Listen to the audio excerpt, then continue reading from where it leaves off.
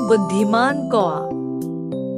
एक छोटे से शहर के बाहरी इलाके में एक बहुत बड़ा बरगद का पेड़ था। इस पेड़ पर हजारों कौवे रहते थे। बरगद के पेड़ से कुछ ही दूर एक पहाड़ी गुफा थी। उसमें हजारों उल्लू रहते थे। उल्लुओं का राजा अपने सैनिकों के साथ रात के समय कौवों का शिकार करता था। देखते ही देखते हजारों कौवे मारे गए और उल्लुओं ने उन्हें खा लिया।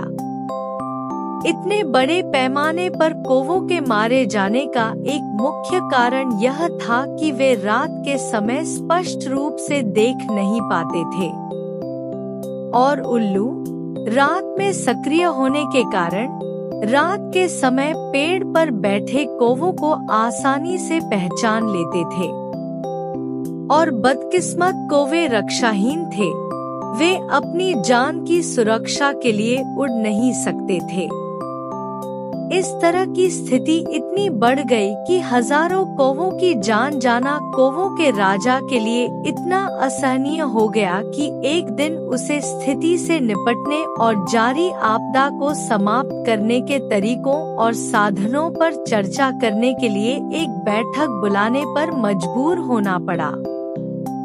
बैठक में गर्मागर्म चर्चा और विचारों के आदान प्रदान के बाद एक योजना बनाई गई, जिसके अनुसार उल्लुओं की गुफा से थोड़ी दूरी पर एक नाटक का मंचन किया जाना था। अगले दिन नाटक का मंचन किया गया और नाटक के मंचन के दौरान एक बूढ़े कौवे को कौवों के राजा और उसके सैनिकों ने पीटा और बेरहमी से पीटा। आधे मरे हुए बूढ़े कौवे को, जिसके शरीर पर बकरी का खून लगा हुआ था, बाद में राजा उल्लू के सैनिकों ने उठा लिया। यह राजा उल्लू के मंत्रिमंडल के एक वरिष्ठ मंत्री की सलाह पर किया गया था। इस मंत्री ने राजा उल्लू से कहा था, महाराज, इस बुरी तरह से घायल कौवे ने अपने राजा की कैबिनेट की बैठक में हमारे पक्ष में बात करते हुए कहा था कि हमारी नस्ल अधिक बुद्धिमान और श्रेष्ठ है, बेहतर ढंग से प्रबंधित और मजबूत है। इसलिए हमें पक्षियों के राजा के रूप में जाने और पहचाने जाने का अधिकार है। इसी वजह से उस बेचारे पर जानलेवा हमला हुआ।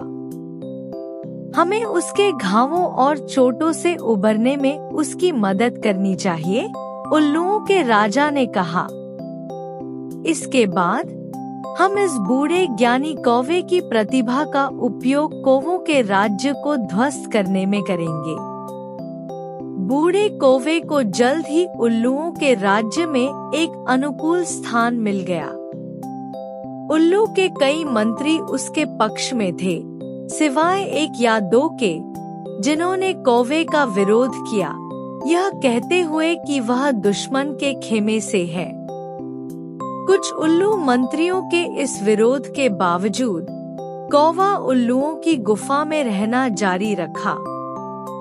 आखिरकार दिन का समय था जब उल्लू खुद सूरज की रोशनी के कारण कुछ भी नहीं देख पा रहे थे, जब घायल और कमजोर दिखने वाले कौवे ने उल्लुओं की गुफा के मुहाने पर लकड़ी के हजारों लट्ठे जमा किए और उसमें आग लगा दी।